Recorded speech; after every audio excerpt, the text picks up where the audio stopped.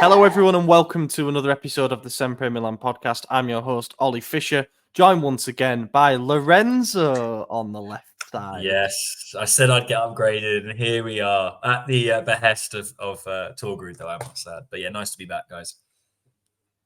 I've been bamboozled here. Wow. I moved myself because I didn't like how the camera was because I'm a prima donna, and now I'm being demoted. I see how it is. But I'm here, and I'll be editing, and I'll be creating the thumbnail. But, we'll have it up. It'll be a fun one, so don't worry. If you appreciate AJ's thumbnails, then drop a comment because I am in awe of some of the stuff that he comes up with each week. So yeah, I give you full props for that, and it's just a temporary lineup change. I mean, we could say that this might be your last appearance for a while, Lorenzo, which I'm sure everyone will be sad about. But incredibly sad. The Christmas quiz is coming back. Yes, I'll be doing that again. So I'm looking forward to that. So I can't wait for that. That's the highlight of the podcast year. That and looking back at predictions where we've massively fucked it. Before we dive into this week's episode, and it's a busy one, we've got 3 games to talk about. Thank you to everybody. As always, our Substack founding members, Des Windsor McGlynn, Ali Tareen, Tito, Matt Morris, Polman, Joey Gawler, Kemin, MJ, and Mats for supporting what we do over on the Substack. We had something really good and really useful, in my opinion, out in the last week. Isaac, who is in charge of the content over there, did a breakdown of the 2022-23 accounts. Everybody knows we got a 6 mil profit. Everybody knows that we hit record revenues as a club. But how did we do it? What are the key numbers? What are the trends that we're looking at for the future? He broke it all down and picked out the stuff you need to know. And as mentioned before, if you're not a subscriber already, you can try 7 days for free. So you'll see a few of the things that we put out on a weekly basis, and you can decide if you want to become a paid member. And yeah, thank you to everybody who has so far. We begin this week's episode with a Champions League recap in the city of romance, and it was not very romantic for us. No, I don't even know how to start with this. Yeah, it was just it was a really poor display. Let's be honest. It was, I think, the worst game we had in the Champions League. Not just because obviously we lost 3-0, but we didn't even put up a fight. We just let them at us the whole 90 minutes. Yeah, I was expecting a little bit more, especially because there's a lot of build up. We knew how important this game was, and we just fell flat, just completely flat. I think that's probably the best way to describe it. There's no bite. Yeah, with PSG, it is worth noting that they are a yo-yo team. You don't know who's going to turn up. I think the 3-1, 4-1, wasn't it? 4-1 against Newcastle? 4-1. Yeah. That's, I think, quite flattering to Newcastle in fairness, but still, that team wasn't very good, the way they sort of set up and the rest of it. But again, you play PSG on a Monday and you'll beat them. You play PSG on a Tuesday and they beat you. That's kind of the team that they're like. And unfortunately, we got the wrong end, and Mbappe did Mbappe things as well. So yeah, bad showing. I think we were kind of like, there was a mixture of opinion on last week's episode about how we'd fare in this game. I was the most pessimistic. I just thought I've actually looked at PSG's team, and there's an awful lot of quality there that can hurt us in areas where we're not particularly good, i.e. the wings. And I actually thought, and you might disagree, I thought for 20-25 minutes, this was actually a good contest. The opening 20-25 minutes, we were getting stuck in. We were winning balls back. We squandered a couple of opportunities on the counter with our own wastefulness. And PSG's first goal, the Mbappe goal, which comes, as Lorenzo says, from Mbappe doing Mbappe things, was their first opportunity in the game, their first big opportunity. They took theirs. We did not. And that is the difference between, obviously, a world-class player, but also, I think, a side that are potentially going to go on and win this group. AJ, thoughts? Bit of balance? Or did you think we just got dicked? Well, it's going to be contradictory here, but I think both. Yeah. I don't think we actually were that bad prior to the goal. Granted, that was only 30 minutes, half hour of the game, but it was fairly even. Even at the end of the game on the stat sheet, most of the stats were pretty close. PSG obviously took the edge in everything, and especially so in goals scored, the one that matters. But it really was a fairly good fight up until Mbappe scored his goal, and then we went into halftime. And I don't know what the team talk was, but I think it was, "Hey, we need a win here. Well, let's push for it. Let's go for this. Let's make something happen here." And at halftime, I believe Malik Chow was subbed off, Yeah. which was already. I mean, I know he was on cards. an early yellow card, a very early yellow card, but he was already going to serve a suspension against Juventus. So I feel like you let him play. But regardless, he comes off. You bring on Kier, who's looks slower than Chow, who's already a fairly slow defender, and overall isn't that much better. In fact, he's probably worse. Let's be real, but he's not a terrible player. He's a couple rungs lower. And then we went for it, and when you push forward against a very attack-heavy side, you're going to be susceptible to counterattacks, and we were, and that's kind of what happened. So I think 3-0 is fair to PSG, but I don't think it's fair to us in a way. I don't know if that really makes sense or if that's even possible, but I don't know. I feel like the scoreline doesn't tell the full story here. And it was one of those things where we could have set back and defended and just lost 1-0 and hoped for a counter that was never going to come. Or we could have done what we did, which was try and go forward. And I guess we still didn't create a whole lot of chances. I think the shots-wise, we only had 2 less than PSG. Only 3 less on target. So it's not like there was a whole lot of parity there. It was just our shots were pretty weak, and they were right at GGO, and their shots were strong and in spots that were harder to save. So I don't know. I mean, they obviously were the better team on the day and probably overall, but it's not the end of the world to me. We still got 3 more games. We do, yeah. And also Dortmund winning at Newcastle has compacted the group once again. There's only 4 points separating bottom from top. Now, obviously, we will feel like we've got a mountain to climb because we've not only failed to win in our first 3 games, but we've failed to score a goal. And you're not going to go very far doing that. But as we found out, I think in our first season back when we played Liverpool, Atletico Madrid, Porto, you can win the penultimate game, and because everybody's beating each other, you still have a chance to go through. However, we're now heading into those last 3 games needing at least 6, potentially 7 points in order to go through, which will be a tall order. But yes, I think the problem with a game like this, it's not necessarily that it's away from home. It's just when you look at it as a tactical matchup thing, you've got Luis Enrique, who is PSG's head coach, has been since the summer. He plays a very possession-oriented style of football. So I think that we thought we'd probably be chasing the ball around from minute 1. And that actually would probably play into our hands a little bit because they'd have to commit bodies and we'd potentially be able to spring them on the counter. The problem was with those first 20, 25 minutes is that I think we grew in confidence a little bit too much, and then we were the ones who were overcommitting the bodies. Calabria came out after the game. Funnily enough, he was the one who came on at half-time at right back and then switched inside. So it wasn't him who was on for the Mbappe goal. But he was saying, I can't believe it's happened again that we've left 1v1s, at the back. So I think he knew the naivety of the performance, in particular the first goal, because it was when that first goal went in that the result was already decided. Now, people will point at PSG this weekend and say, well, they were 2-0 up against Stade Brestois, and Stade Brestois came back to 2-2. They ended up losing 3-2, but it shows that they are, as Lorenzo said, they can be mentally fragile.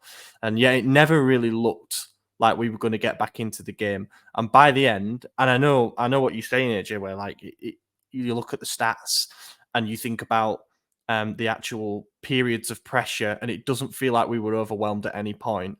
But when they were coming wave after wave on the counter at the end, it was like, I just want this over and done with. We get it. You're better. You can take your chances. You can score more goals than us. Thanks. We'll leave now. It wasn't nice. It wasn't pretty. But also, it's a situation that manifested because we found ourselves a goal down to a goal that I'm not going to say it was entirely avoidable because Mbappe is Mbappe, and it is hard for anybody to defend one-on-one against him. But Tomori was kind of chopping and changing all over the place a little bit before he hit that shot. He was jinking. I don't even blame Tomori for that, though. No, I mean, I think Tomori did what a normal defender is going to do in that situation, right? Like, it's if Mbappe's doing all these crazy cutbacks there and you're in the box, like, you can't just go through his legs and just, say, fuck it, take the card. You give away a penalty if you do that. So I think he actually made the right call for when he went down for his challenge. It's just, as Lorenzo said, Mbappe doing Mbappe things. Like, the guy scored a hat trick in the World Cup final. I'm not gonna. He's got so many ways to say there's something else that could have been done. Like. Yeah, I mean, he's the ultimate, like, he's a threat from every point of view, because just when you think you've done something good, obviously you show him inside and he's got the ball on his favoured shooting right foot. But then just when you think, okay, it's going to force him to curl one into the far corner at the very least, Maignan might be, he just drills it straight through and in the bottom corner at the near post, and Maignan was wrong-footed because he wasn't expecting him to go that side. And it's like, yeah, this guy can hurt you in so many ways. And I'm not going to go so far as to say anything wanky like, oh, it was a privilege to see a player of that level. But sometimes you do just watch players like that. And everything in the build-up to the game was like, oh, Leao, a chance to raise his game against Mbappe. And it's like, what are we fucking talking about here? There's so much between the two of them. Speaking of what you just said there, obviously my girlfriend's a school teacher. She works during Champions League games. She doesn't watch them, but I'm texting her about it. I'm like, yeah, we're playing PSG and Mbappe just scored. And she's like, oh, I'd like to watch Mbappe again. And I was like, shut your goddamn mouth. No, you don't. Not right now. I don't ever want to see this guy play. Like that. Everyone does. He's amazing. I think there's something interesting about this game. Oh, go on. I was just going to say about that goal, the thing I really want to point out is not so much Mbappe and not so much Tomori, but Reinders. He, just fluffs in a big game. And we'll get more to that in the Napoli game because there's a lot to talk about him there as well. But if you rewatch that goal, specifically the Mbappe one, Reinders gets completely beat by a 17-year-old in midfield. He even goes for a bear hug around him and then like just can't even close that out. And he's like trotting all goofy like because he just gets beat completely. And the difference between this 17-year-old whose name I don't even remember, someone with Zaire Emery. Okay, Zaire Emery. And Reinders, who's supposed to be, at the height of his career, entering his prime years, is Zaire Emery was alone on the edge of the box towards the center. And he chose to make the smarter play, passing to Mbappe out wide. Reinders will not make that fucking pass. He will cut inside and say, I'll take the shot. And then, Rosette. But that's not the criticism of him. This time it's that he was beat in midfield, and that's what created this goal. And really, that was the story of this whole match, was their midfield was just running laps around us. We couldn't do anything in midfield. And I think we're not remembering that we have not once seen our best midfield trio this season. Benacer has not played a single game this season. He's our best midfielder. Loftus-Cheek's been out for over a month. He's the most physical guy that we have in our midfield, and it showed. And I would say Musa is definitely taking that third spot over Reinders, I think. I think he's really developed well. But we haven't got to see those three play together, and I don't know how it'll turn out, obviously. But what we're seeing in midfield has been a hodgepodge of new guys every single week. We haven't seen, what we can really do with this squad yet in midfield. And when the people we bring on are Adley, Krunic, or Pobega, one of those three, it's a drop in quality still. We don't have any substitutes that are going to keep us where we're at or elevate us like other teams. Like Napoli at the weekend, everyone they brought on improved their attacking output, whereas everything we brought on hurt us. So it's just one of those things. Again, depth. We signed a ton of players, and unfortunately, a ton of players are hurt again. That deserves its own thing. I mean, yeah. No, I can't agree with that more. I just wanted to add, before we move off from Champions League, something that I think isn't just isolated to Champions League games. I think it's obviously relevant to the Serie A games, but it's been very apparent in the 3 games we've played so far. We have had passages of fantastic play. We've had minutes of fantastic play. We've had the second half against Dortmund, brilliant. You could argue the whole game against Newcastle, except for the most important thing, brilliant. And like you said, Ollie, although I do think we got dicked by PSG, we did have 20, 25 minutes where we were not just good, but arguably the better team. But how come we've only got like 2 points out of that? That's the biggest issue. Like, we have played well in isolation. You can take out these moments. You can see what Pioli's doing. Yeah, we've been unlucky with injuries, but even with the players that replaced them, they've played well enough. But we can't win games. Mm-hmm. Like, if you can't win football games, it does not matter how well things are kind of progressed. And that's a wider issue, but I just think it's more apparent in the Champions League, because I don't think we've been outplayed at all. I don't think we were outplayed by PSG, really, if you look at it at sort of immaculate level. But we just can't win. And in the Champions League, we can't even score a goal.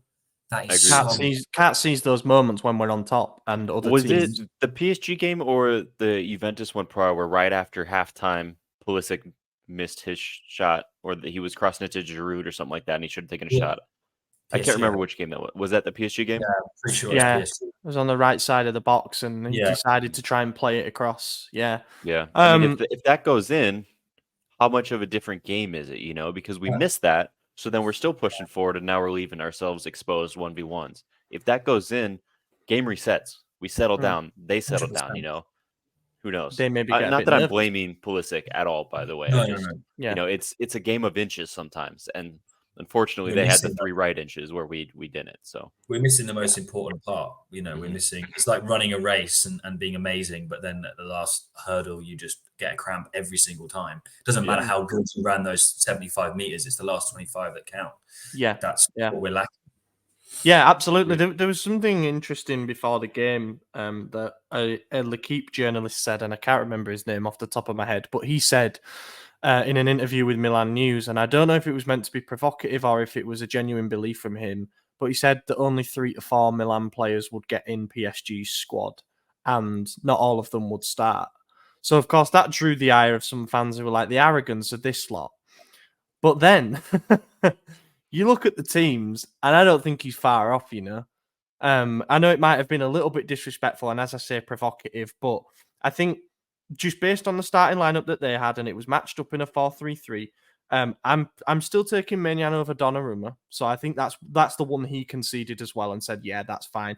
The other one he said, funnily enough, was Reinders. He said, I really like Reinders, and I think he could slot into the midfield 3. But that back 4, Hakimi, Marquinhos, Skriniar, Lucas Hernandez, is world class. It's a world class back 4. I'm having all of them. You're taking Lucas over Teo? Yeah, this season Teo's been. This season, I'd probably and agree. Also, you got to remember, like, Nuno Mendes is their usual starting left back, and Lucas Hernandez has been slotting in at left side as centre back, but Mendes is injured. Sure. Midfield 3, Zaire Emery looks like an incredible talent at 17.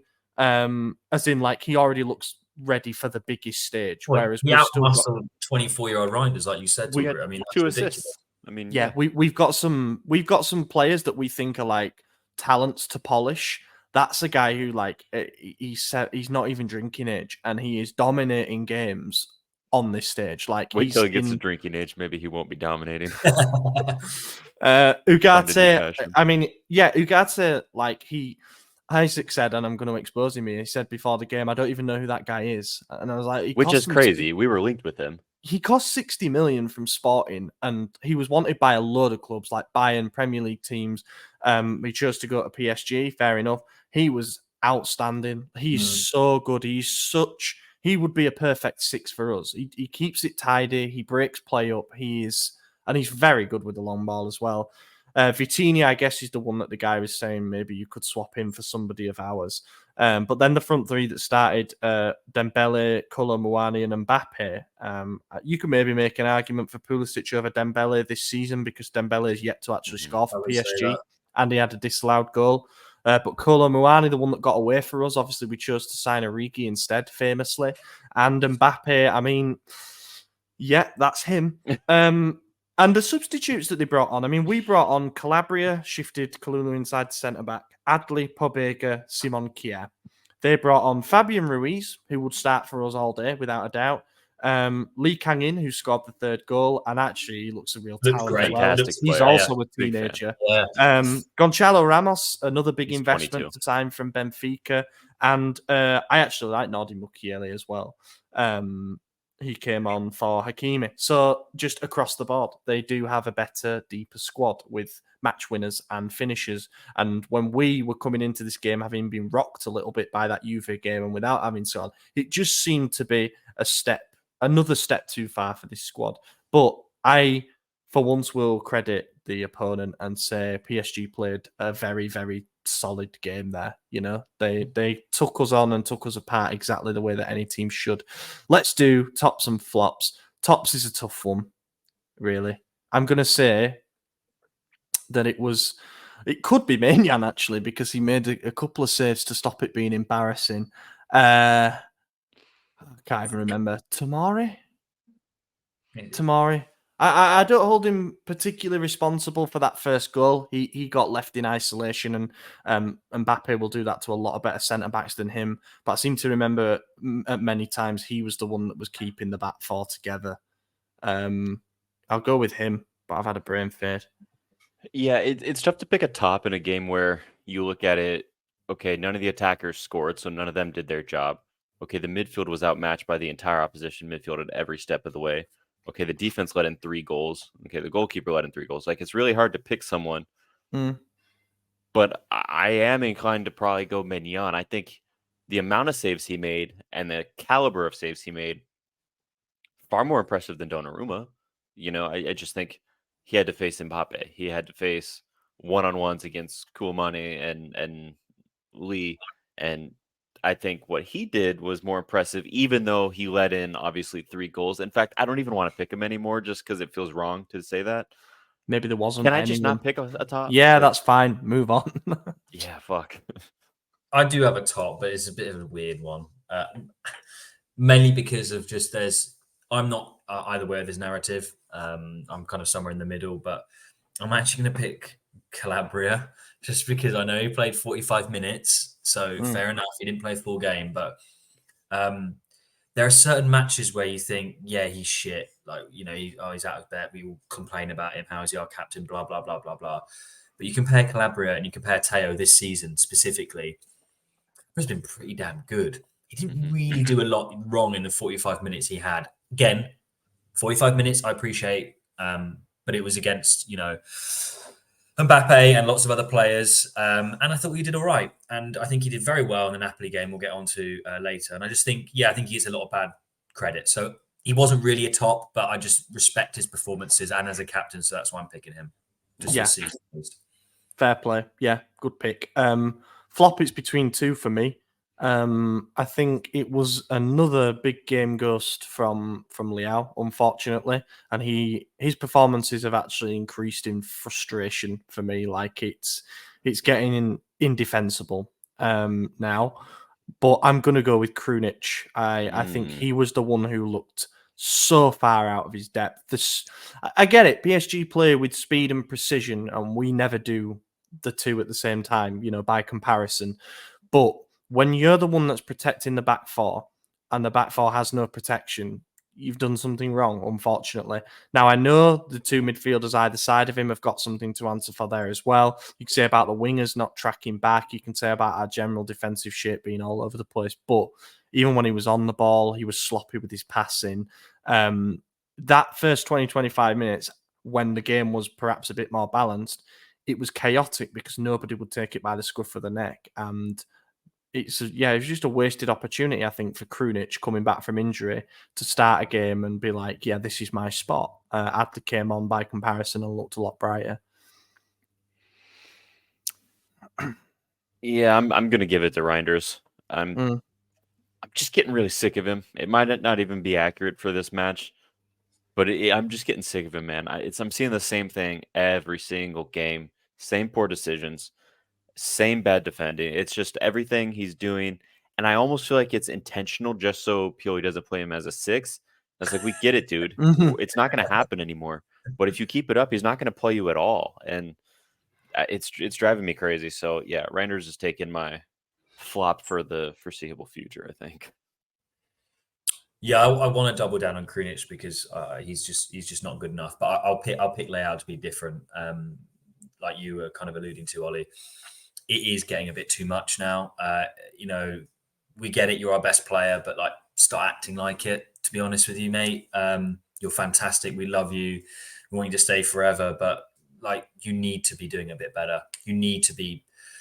This is a game where all eyes are on you. The whole PSG versus Mbappe versus Leao narrative was ridiculous. We're talking one of the best, if not the best player. Okay, Bellingham right now probably is, but he's top 3 and has been for a while in the world. Leao's not at that level, but at least we'll talk about it in the Napoli game. He did do this, but put more effort in, track back, run more. Again, we'll talk about it. He did do it in Napoli, but do that in the biggest stage. You need to be doing that every single game. Every game. So not good enough. Yep. We move on from Paris to Naples. The week of fire comes to a close. The tricky trio of games, the Juve, PSG, Napoli trifecta, ended with a game on Sunday night at the Diego Armando Maradona. Football is often cliche referred to as a game of two halves. This very much fit that narrative. Just to quickly summarise, I suppose, Giroud has still got Napoli on a leash, which is good, and Rahmani for that matter. He ended his goal drought, which was fantastic, and we still have no bottle, so that's good as well. Right, where do we start? That first half, like a pack of rabid dogs. It should have been 4 or 5-0. It could have been more than that. How about it? And I already slated my girlfriend once for her football opinions in this episode, so I apologize, but I'm doing it a second time. At halftime, she was like, "Oh, 2-0, good job." And I said, "It should be more." And she said, "Well, don't get greedy." And I said, "I saw us go 2-0 up against Inter and lose 4-2. I will always be greedy." Well, it ended 2-2. And as soon as I scored the second one, I turned to her and she said, "Okay, I get it." So I didn't even have to say anything, and she just knew. But yeah, man, like a 2-0 lead is the most dangerous lead in football since we're going off cliches. And here's another example of why. But it should have been 5. It should have been 6. We had so many opportunities. And it wasn't even great saves by merit. It was us not taking the chances the way we should have. And that's okay when you get 2 in the first half. You're like, all right, we're still pushing. Whatever, you miss a couple, you're never going to put them all away, right? But then it piled up. It was like we're missing, and we still were dominating the game. Everything first half was fine, outside of obviously Kululu getting injured, which we should mention because the morning of the game, Kier also got injured. So now we're missing our starting choice center back in Chow, who's suspended, and then we're missing our second choice in Kululu, and then our third choice in Kier, and now we only have our teenager who's never played before come on. And he looks scared. The commentators acknowledged it. We probably all acknowledge it. And he was at fault for Napoli's first goal, but he wasn't ready, and there was nothing we could do about it. It's not even Pioli's fault he played. We didn't have a choice. But then later on, when he gets injured again, and now we have to play with 3 fullbacks, it's like, Jesus fucking Christ, guys. But give us a break. Anyway, well, and then we don't even mention Pulisic coming off at halftime because he supposedly got injured as well. I still, it's easy to say in hindsight, keep him on. But when you're 2-0 up and one of your best players is saying, "Hey, my hamstring's hurting," and you know the backup's already out, and you only have Luka Romero, you say, "You know what? Let's just take you off, not risk it." I get Pioli's decision making there, so I'm not even that mad at his subs. But it's like, then you look at taking Giroud off, who's got 2 goals on a hat trick, is the only guy who's going forward and also defending. We know what he brings to the press. For Luka Jovic, who doesn't do anything, his entire Milan career so far has been a big question mark. Why is he here? That's frustrating. You take off Leao, I get it. Leao had a horrible game. He's probably my flop for this match, especially with his massive miss when he could have given it to Luka Romero, who would have been 1-on-1. Instead he tried to chip the keeper when he was being triple defended. It was ridiculous. It was horrible decision making. I have no problem with him coming off, but if you're gonna take off Giroud, then you leave Leao on with Okafor because you know that they're deadly together. They have that connection. Leao's going to pass to Okafor before he's going to pass to to Luka Romero. And you could say that's not a good thing. And I agree, it isn't. He should be willing to pass to everyone. We saw the selflessness with Zaire, Emery, whatever, giving it to Mbappe when he had a better chance to himself. But we know that Leao and Okafor have their little bromance. They're going to play with each other. Whereas Luka Romero, the mindset probably in that moment from Leao is it's 2-2. We need a goal. We don't know what Luka Romero can do in a one-on-one situation. Let me be the hero. And obviously, he wasn't the hero. He missed his shot. But that might be the thought process. Whereas if it's his boy, and Okafor, he'd be like, yeah, let me get him another goal. He's got 2 already. Not justifying it, but that's the only way I could see leaving Leao on and taking Giroud off. So I don't know. Those substitutions kind of upset me. The rest of them, he was forced. He didn't have a choice. And again, substitutions killed our momentum. When Calabria, it was Giroud actually, post-game said, when they scored their first goal, we didn't know if we needed to attack or defend. That's ridiculous. You should always have a game plan for when you concede a goal, right? You should always know whether you're ahead or behind in that moment. You should always know what you need to do after you concede your first goal. Now, it was a bad decision from Pellegrino to try to head that ball, not because of where the ball was, but because he lowered his head and then ran towards it. You telegraph it. So they see it and say, okay, yeah, you're going to head it. Let me just chip this over you. Easy. If he was there first and he didn't, like if he ran normal and then just hit it real quick, I think he actually could have got away with it and it would have been fine. But because he, head down and ran like that. But again, he's a teenager who's never played. He was scared. Yeah. It was the highest caliber game he's ever going to play. This is the reigning champions. It is what it is there. It's frustrating. And then we got to blame Mike for the wall setup on the free kick.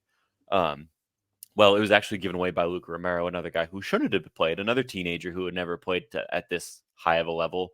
He looked great in preseason, but that's preseason. This is a real match with real points on the line that really matter. He gave that away in a really shitty spot, and it was stupid to do so. But then Mike setting up that second wall that completely blocked his own view of the kick and his corner. It was strange. You could say he probably thought he was going over the wall, but still, why would you impede your own view? It was a strange decision. Mike had like a 15 to 20 minute brain fart at one point where he was missing everything that was touching his hands. I don't know what happened there. I don't know. You guys want to take over? I'm just ranting here. I enjoyed that. That was cathartic. If only I had water. Yeah. I just want to add a couple of things. You touched on it, the substitutions. Look, we have lamented about Giroud since his first open play goal at the first game of the season, right? He's been a ghost since then. Today he wasn't. Today he was actually world class. Yesterday he was world class. Hold up play, tracking back. He was easily the best player on the pitch, bar none. He's still fit. He wanted to be there. We don't know how many games we've got left of Giroud. He's old. He could get injured. Why are you taking him off? We play Udinese on Saturday. Why are you taking him off? That baffled me. The Leao one, yeah, fair enough. Taking Giroud off is instantly like, what the fuck are you doing? Like, honestly, what are you doing? He's the only player that actually did something that game, at least from an attacking perspective. Incredibly frustrating. And I could tell that he was frustrated. We spoke about it on chat yesterday and this morning. I know you mentioned it, Ollie, about it's different now. We're starting to see frustrations coming out, between Leao and Giroud specifically. Leao I've got an issue with because I think he's starting to believe his own hype a little bit too much, and that's not good. He seems a little bit petulant. He trapped back. I think there was a couple tackles, 30th minute first half. I think it was Politano on the right-hand side. Leao came back and did a nice slide tackle and then ran back up the pitch. That was brilliant. But Leao doesn't do that all the game. He does it when it suits him. And why? Why does he do that?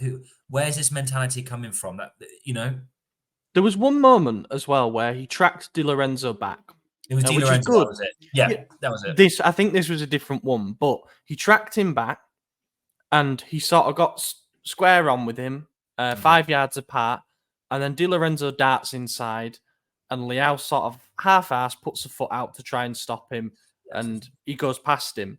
And he doesn't follow his man. He just stands there as in like, well, he's beaten me. And it's almost like it was a symbolic, Yeah, just to make it look like he was there and he sort of tried a little bit. And then, you know, when you do something like that, and it's not like Napoli are the same beast this season, but they are still pretty good at moving the ball quickly, and it can very quickly become an overload. And then you start pointing the finger and saying, well, where was the help? Nobody's tracking the runners. And you've got a lead from the front when you play the way that we do, because we can so quickly be exposed. But yeah, I totally get the frustrations with Leao. I thought it was really, really poor. And we will come on to the substitution reactions thing as well. But there's positives. Oh no, go on. Sorry, just very quick. I just want to say, at what point does Leao, as the player that we rely on the most, producing the goals, which he hasn't been doing the last sort of 4 or 5 games, when does he actually become a hindrance? Because he's very much becoming a hindrance at this point. Now, from my perspective, a hindrance. I would agree. If we had Pulisic and Chukwueze free, I would be thinking about, for that Udinese game. I don't know if we are going to. There's some rumours that Chukwueze might come back early, and I mean, obviously Pulisic went off at half time, so we need to see how he is. But I'd be thinking Puli on the left and Chuk on the right, and let's just try and do something with selfless players that are there to create rather than constantly make the wrong decision. He had a couple of tearing runs, as he always does. That's all he seems to be fucking good for at the moment, is getting to the byline as quickly as possible. And yeah, we spurned chances with cutbacks, which is frustrating. Reinders another glaring miss in that first half to make it 3-0 after he'd not fed his man and took a shot. Another bad decision. But you know, you still got to. It's like flipping a coin. Just because it's been heads 5 times in a row doesn't mean it's going to be tails the next time. Just because previous cutbacks have failed doesn't mean you should be taking on a shot or trying to dink the keeper or whatever. You know, you've still got to make the right decision in that moment, and it applies to the whole team. We're just not doing it enough at the moment. But the positives are there. Giroud's goal drought ended.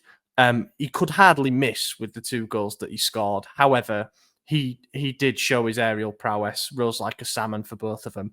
Pulisic, really, really good cross for that first goal.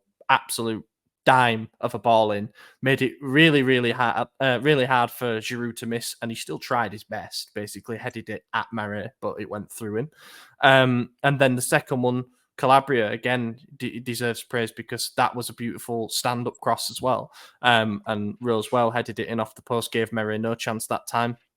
And as mentioned, it was wave after wave at that point. The crowd had got on Napoli's back. It was a sellout crowd. Garcia's under pressure. The midfield was non-existent for Napoli, or when it was existent, they were giving the ball away to us. We had the chance to really kill them off at that point. And yet, going in at half-time, you said Inter 4-2 game. That was the exact one that I had in my head as well. Thinking we might regret that, you know, not getting that third one.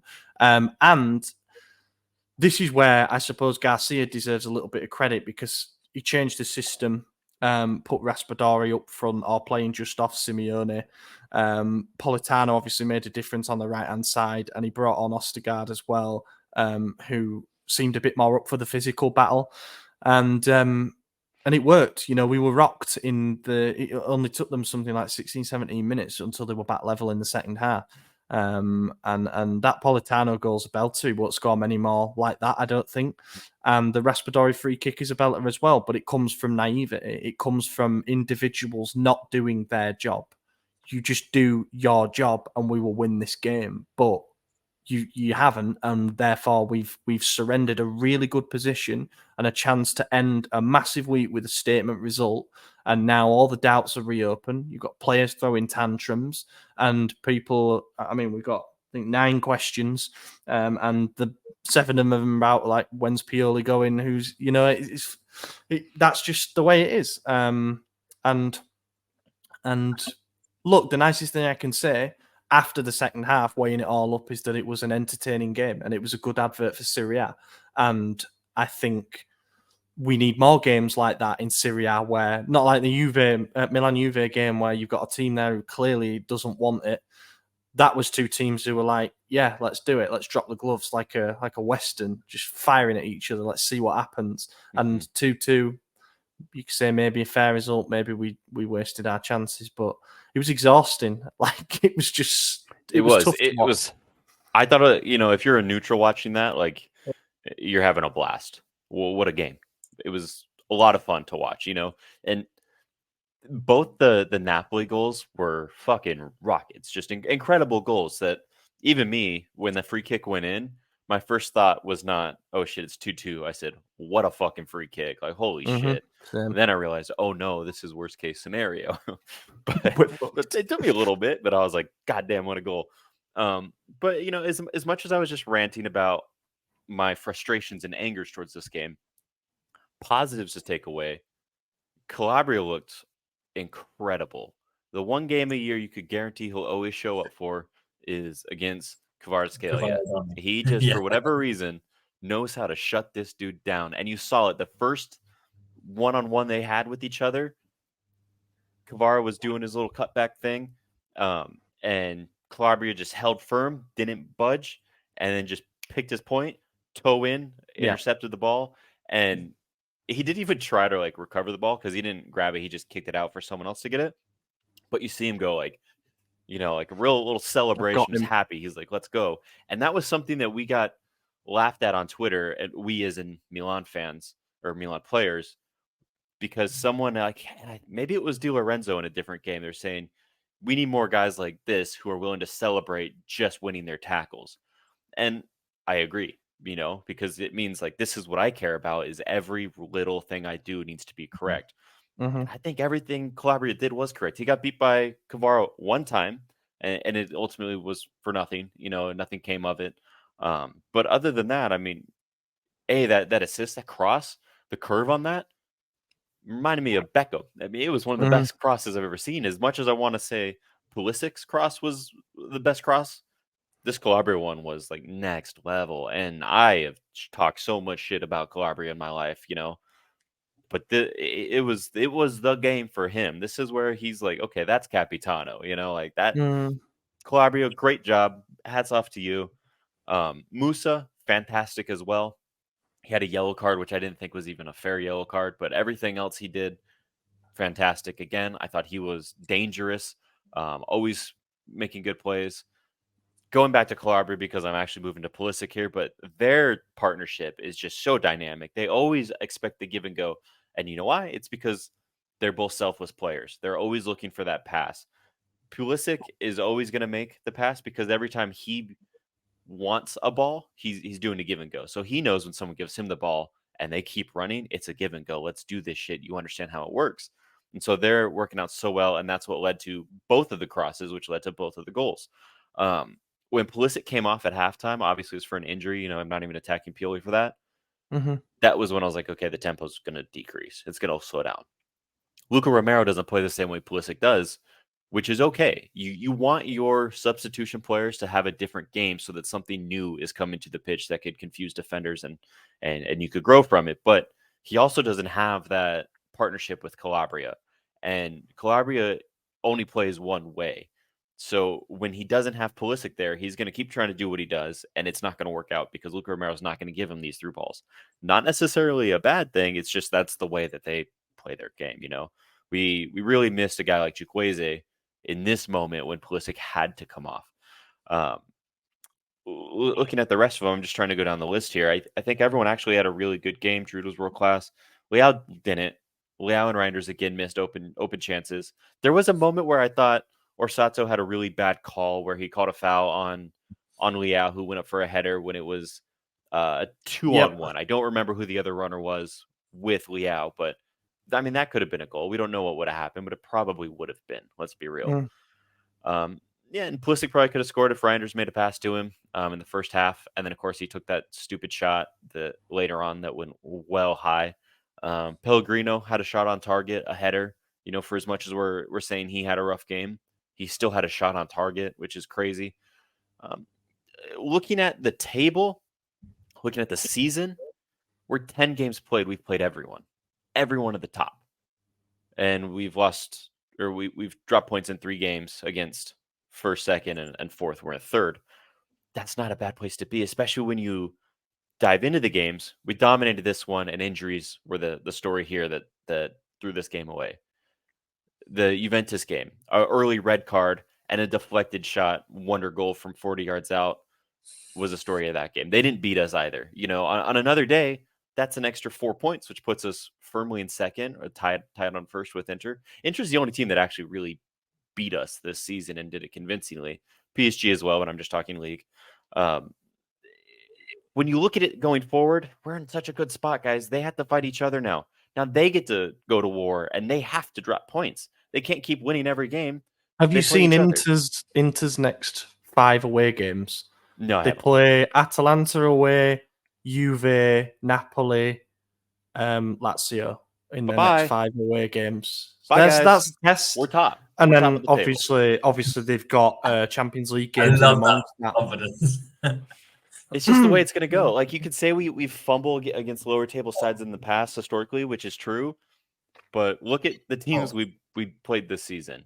Everyone who wasn't one of those top 3 teams, we've beat every single one of them. Even when it got tough, we pulled it out against Genoa. The cost was high, a couple red cards, but we pulled it out.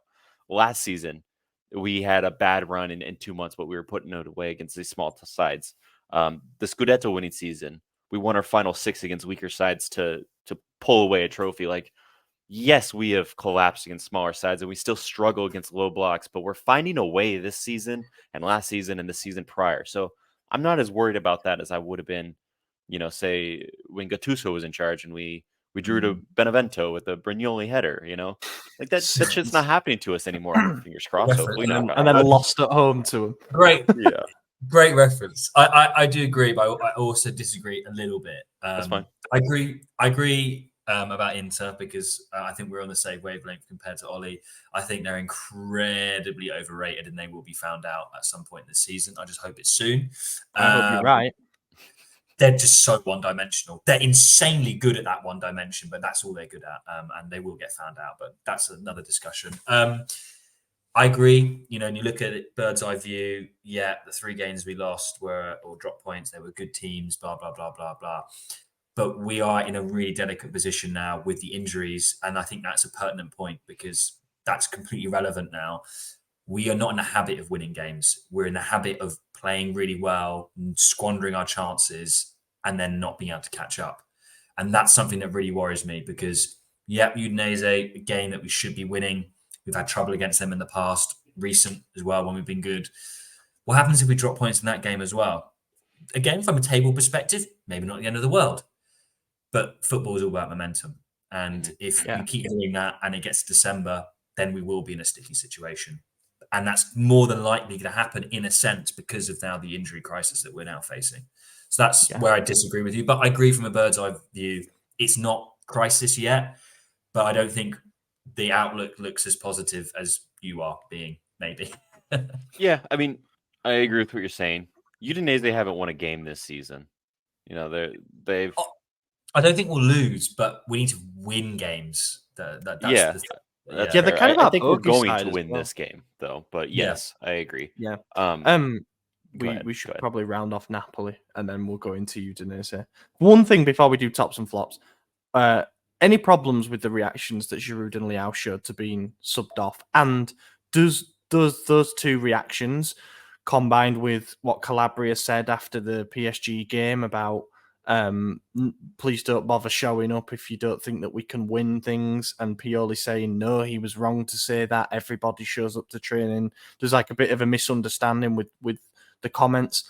Are we starting to just see behind the dressing room door a little bit now? Is it becoming quite public that I don't want to say that Pioli's not commanding respect, but maybe dissent when it's in the view of the cameras and he's being beamed to millions around the world is not a good look. So what do we make of it? Go ahead. Obviously it's not great. I want to preface one thing by saying, look, I would never take public spats with much context. I mean, look at Haaland and Pep. Pep plays up to the camera. He is what it is. I don't really think about that.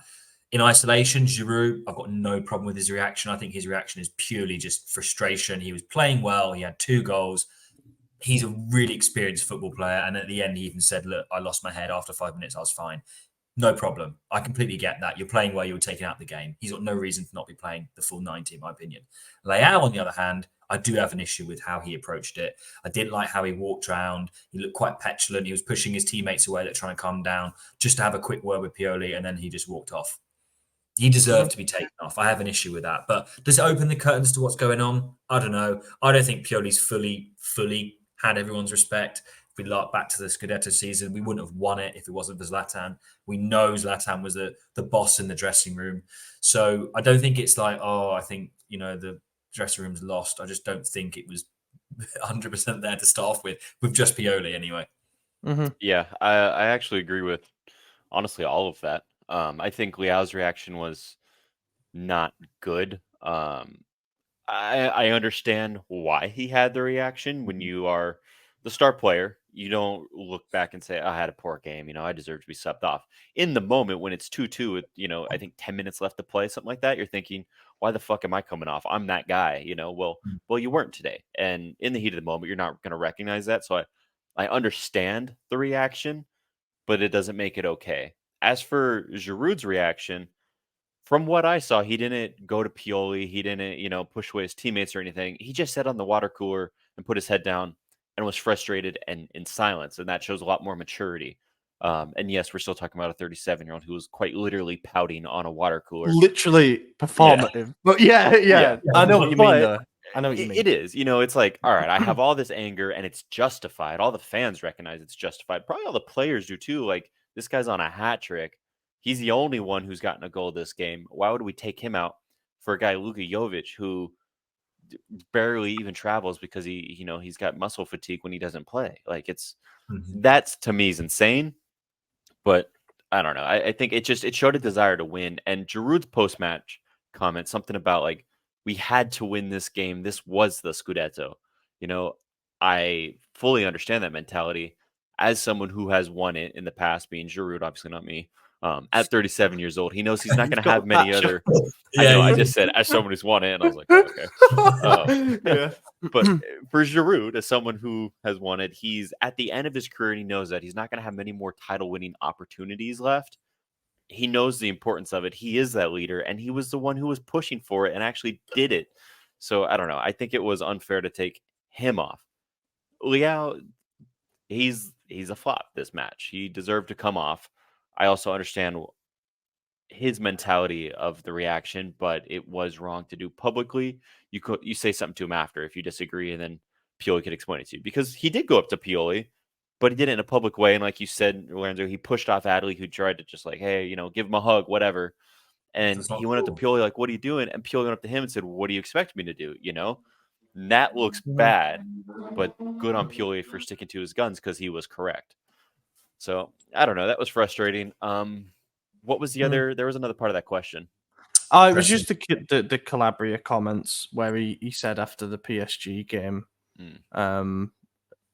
I can't remember what his exact words were, to be honest, but he just sort of said something along the lines of, those who don't believe in this shouldn't bother coming to training and stuff. And then Pioli came out and said, no, he spoke out of place there. Everyone in the squad shows up to training and he's giving everything, They apparently had a clarification afterwards where Pioli said, where Calabria said, this is what I meant, and it was all ironed out and everything. That's fine, but I just think Calabria can sometimes be quite flippant in the media, like this isn't good enough kind of thing. You do want that. You want the captain to face up. But I think then for the head coach to come out immediately after, like straight after that interview and say, no, he was wrong there.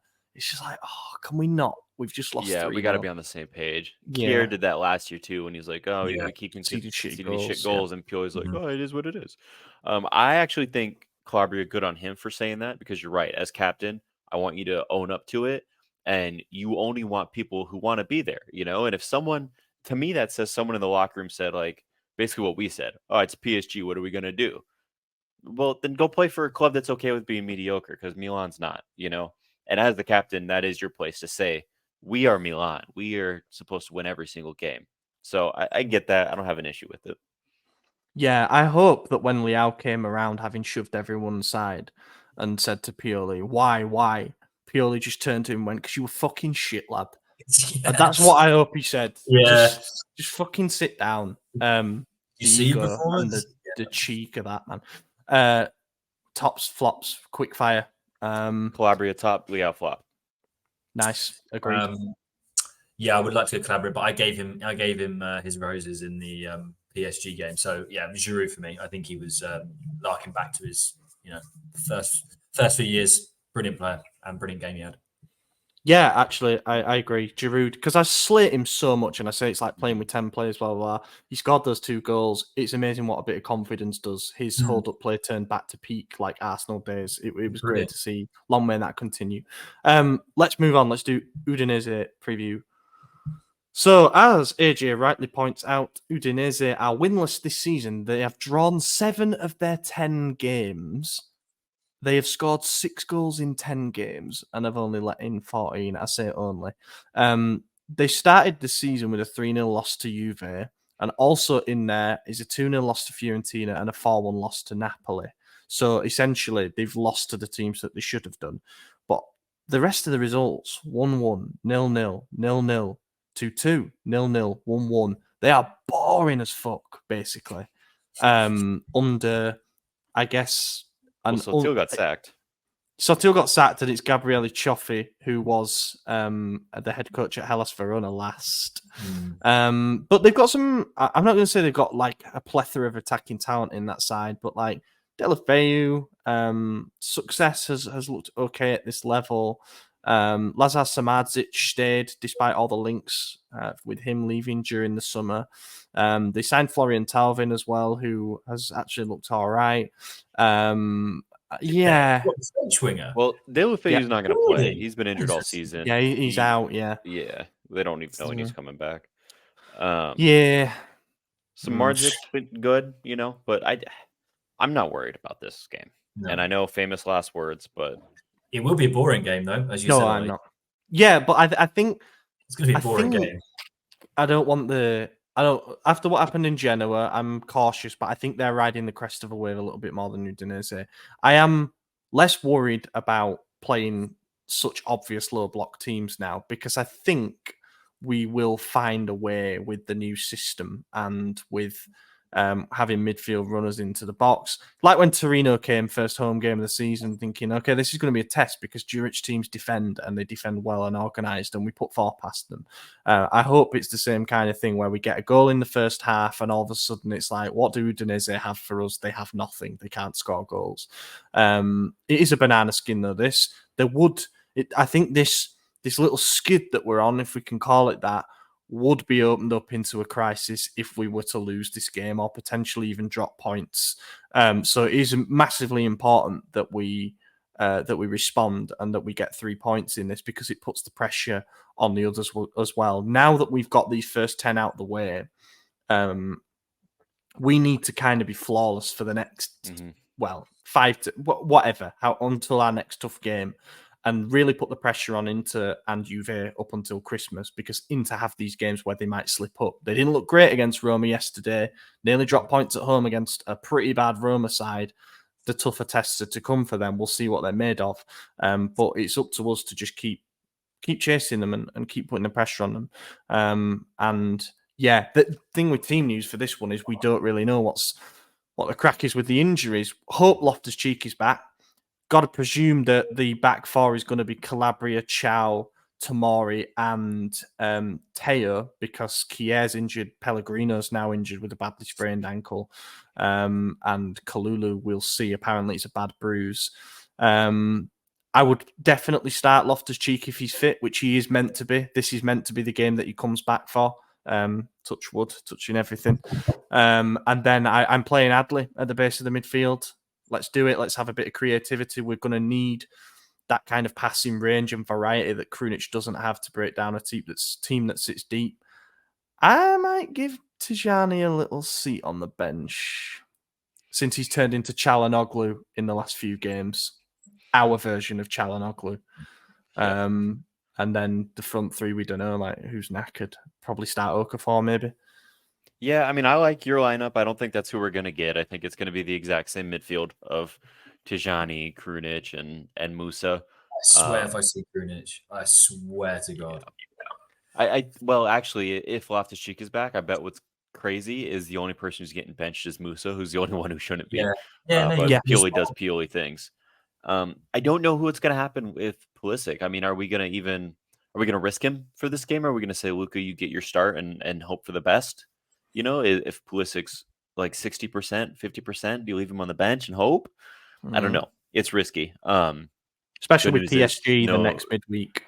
Well, I was going to say there's no midweek game this week, so at least we get a week off. But yeah, I'm not too sure about the lineup, but I think we're going to get the job done. And I'm just looking around it. Like you said, Inter play Atalanta next. Juventus play Fiorentina next, who likely could jump Napoli into the top four today. Actually, they play Lazio or later today. And then Napoli plays Salernitana, and you look at all their wins, and it's been literally the bottom 5 teams if they win against Salernitana. So that tells you about them. I really think we're in a good spot here, boys. I think we're gonna, in 3 weeks, 4 weeks maybe, where we might be back on top. Bloody hope so. I hope so too. Yeah, I think we win this game. Just 2 things. I better not see Krunic. We will. We will. I best believe Giroud better be playing from the first bloody minute, because otherwise, what's the point of taking him off against Napoli? He better be there starting against Udinese. Otherwise, what is the point? I don't want to see Okafor unless he's on the right. I don't care. I want Giroud starting. You want him on the right? You want him on the right? I need him somewhere, but I need Giroud on the left. Tell Leao that he needs to spend a little bit of time out. That would be mental. It would be weird. The lineup's going to be funny, and I think it will give us a little bit more clarity to what Pioli's thinking. I mean, who knows really what that man's thinking? But yeah, like you guys, I feel confident just because of how average Udinese have been, how much we need to win. But yeah, lineup-wise, I've got no clue. I mean, neither of us really do we? We don't know what will be at the injury situation, and yeah. Yeah, I'm gonna say that we win this one 2-0. I'd like to think that we rout them, but the fact that they haven't had an awful defensive record this season suggests that they do at least have a degree of organisation. Yeah. So I'll say 2-0. But really, the key for this one is a first half goal, because otherwise the nerves will grow. Mm-hmm. They will sit deeper, and we will find it harder. Let's put a team to the sword. It's at home, isn't it? Yeah, at home. Yeah, I think we'll beat them. No. I'll go 3-1 just to have some fun. Mm-hmm. Nice. Big fun. That's a lot of goals. How we don't score that many goals? I know we're not going to pressure them like we did Napoli. We get up for the Napoli game a lot more than any other game for whatever reason. But yeah I don't know. Yeah. I think we'll be good. It depends on who's playing, though, right? Yeah. Mm-hmm. Let's do a couple of listener questions. We got quite a few of them, obviously, about Pioli. When should he be sacked? Who should replace him? Obviously, thank you for sending the questions in, but we do kind of talk about this most weeks, and there's a couple of other interesting ones that I wanted to mention. 2 of them came from Frankie Scarpino. He says, I guess this is more of a statement than a question, feeling like we should cash in on Teo, doesn't fit the system and hasn't improved defensively. That's interesting. I think he's going anyway. I think he's going anyway. I think PSG is going to come in for him pretty soon. Oh my God, they'd have like 3 world-class left backs. No joke. I think he's going. I think he is actually on his way out within the next 18 months. Is my theory anyway. So yeah. I wouldn't be surprised if he leaves. I don't want him to. I think the issue right now is there's no competition. Obviously, we're going for Juan Miranda from Betis. We might get him in January, but we're definitely going to get him for free over the summer. I don't know if that's what we need. If you look at their like radar graphs or whatever, their skill sets are totally different. Teo's is almost entirely offensive, and Miranda's is very defensive, which is kind of what we're lacking right there. And I think that's really going to help that left side, which we need. But then it says what happens with Leao, because obviously him and Teo have their overlapping, just like Calabria and Pulisic do. It's interesting. I wouldn't be mad if he was sold. I think he's replaceable, and he's a good amount of money.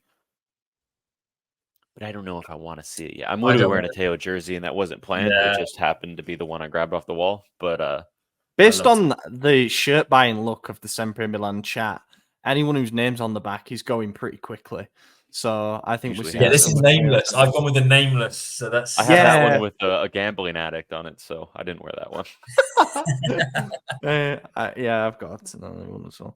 Yeah, you do, but anyway, I think obviously with everything it depends on the offers that come in, right? So Milan might value Teo as an 80 to 100 million euro player. Based on the start to the season that he's had, and we know that his level is higher than what he's shown so far, but is any team around Europe, you say PSG, obviously they've got money to burn, but I think they're kind of covered in that position unless they were to sell somebody. I don't know how that'll work out, but is anybody coming in to pay that amount of money? I think fullback in football is a shit position. I think there's been an absence of elite level fullbacks for years, and we talked about Teo and we've bragged about having the best left back in the world. For him to dip in form this season, he's just not been as good. People are talking about sort of the formation hindering him, and Pioli telling him not to go inverted as much and things like that. I don't see how the formation hinders him. We've got extra midfield cover, which means he should have even more license to go forward. He was looking good when inverting, but I think we've just reined it in a bit since that Derby defeat and since the struggles that we had defensively in the first part of the season. But it's on him as much as anything, to get back into form. If it takes a goal, he can be a streaky player, can Teo. Sometimes it takes a goal. Sometimes it takes an altercation. Like it takes him getting really fired up against someone to get going again. We know what he's capable of. In terms of a sale, yeah, it depends on the offers that come in, because we'll only sell him for what we deem fair value because he renewed his contract last year until 2026. If we got fair value, and again, I'm probably saying that that's around about more on the 60-70 side than the 80 to 100. I'm probably taking it. And I don't think this Juan Miranda stuff, which has been confirmed by all the reliable sources, I don't think it's a coincidence. This guy is not coming to be a backup for 5 years. He's just not. He's a starter at Betis, which is his home club now. And he got into the senior Spain squad recently. So he's young and he's sort of an upcoming left back. It isn't a smart career move for him to come and be a backup. Maybe something's moving on that front. Obviously, it would appear to be a big downgrade at the moment, but I just think that might be a little hint, a little sign. We shall see. Frankie also asks, what's a bigger need in January, a centre-back or a striker? Both. I don't think you can pick between the two. I'm going to pick centre-back, actually. Yeah. I just think, looking at this last game alone, where we've rotated a center-back suspension for each of the big games, and then you have Kier, who's on his last legs, right? Like he's at the end of his career, getting injured before each game. Then you have Kalulu, who can't stay fit, and your only other option is Pellegrino, who also can't stay fit. Like, we need a striker a center back that's going to give us 4 mid to lower 20-year-old center backs that are of good caliber that can rotate and start. Not saying Tomori's not going to always be the guy, and you don't want to have him rotating at the different partner each time, but have like a little round robin going with Chow, Kalulu, Tomori, and Mr. X, whoever it may be. But I think that's far more important than the striker right now, simply because we're still getting goals, and I think Okafor can become a really good striker if he gets more time. And Giroud just showed that he's still not done, right? And obviously, Leao's got 4 or 5 goals. No, he's got 3. He's got 3 goals, 3 assists. Pulisic's got 4 goals, 3 assists now. We're creating chances, creating goals from the front 3. And right now, our issue is that we keep letting in silly ones. So I would rather stop the bleeding than buy another gun, if that makes sense. Yeah, I think centre back, just because I don't think we can get, unless we somehow done a pre-contract agreement with David that potentially is a thing, whatever. You just can't afford a decent striker in January, whereas you can get a realistically useful defensive option in January that we could afford of, between the 8 and 15 million that we probably have to play with. I think strike is actually a bigger issue because we have got defenders. We've just been fucked by injuries. But you can't get, like I said, a good striker in January. So for that reason, I would agree with you. Yeah, centre back definitely. Yeah, agree with all of that. I think there is an obvious hole in the centre back department at the moment, and I know what you mean about trying to add that fourth piece to make sure we've got a young core moving forward. I think Kier is obviously the veteran and the most experienced of that entire defensive department. He's no longer physically reliable. We've known this for a long time.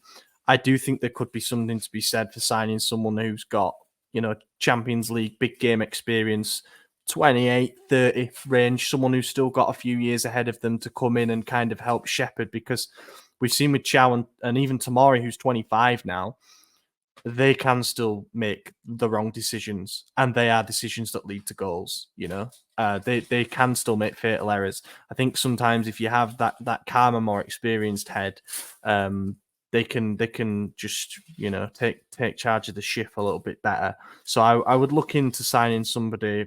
It'd have to be a low-cost deal. I don't think we're going to go out and spend 30, 40 million, especially on a centre-back in January. But there could be something in there, to bring another leader into the dressing room. But easier said than done, obviously, because they tend to come with high wages and whatnot. The striker is definitely the more important signing. It's imperative we get that right. And because I think of the investment that's going to take, it needs to be delayed until the summer. As Lorenzo said, you don't get great value for strikers in January. I'm not the Jonathan David stuff isn't moving me at the moment. I'm fully team Santiago Jimenez. I'd love to sign him from Feyenoord. He could be our Lautaro, in my opinion. Scrappy little fucker who finishes, from anywhere. I would love us to sign, but it looks like his price might already be out of reach. Will be interesting to see who we go for. Sesko's agent said, yeah. Sesko's agent said today that he talked to us in the past and in the future. Who knows? Milan are a big club. So, there'll be all kinds of rumours between now and then, but we have to get that right because we probably need to be honest. We'll see what comes of Okafor's position. But obviously he came on the left again yesterday, and I think maybe that's where we see him, especially if we were to sell Leao or whatever. But with Giroud being 37, his contract up at the end of the season, I wouldn't be surprised if we invest in a younger profile and then still sign Taremi on a free, just so we've got a 1-2 punch at centre forward rather than bringing on Jovic, who is this season's Pietro Pellegrini. Right. I've seen the time. I'm wrapping it up here. Thank you to everybody who submitted questions. Please let us know your thoughts on everything, the games that we've played, Pioli's management, the reaction of the subs, everything. In the comments. Really appreciate the engagement and any feedback that you give us. Again, go check us out on Substack for all the bonus content. I've been your host, Ollie Fisher. Find me on Twitter at Ollie Fisher. I'll go to AJ and then Lorenzo can do his final sign off until the Christmas quiz. Yeah, it's always fun. I'm not going anywhere. Yeah, thanks for having me on, guys. I'll be back on your screens and ear holes soon enough, Christmas. But yeah, absolute pleasure. Let's hope you guys have got a nice victory to review and I can listen to on Sunday. And best of luck in the new role as well. Yeah, thank you very much. Yeah. We'll be good. As Milan's centre-back. Thank you for watching. Thanks for watching, everyone, and listening. And we will be back in a week's time. Gol! Ancora Teo! È una meraviglia! Il gol di Teo Hernandez da un'area all'altra! È una meraviglia! Senti il mio...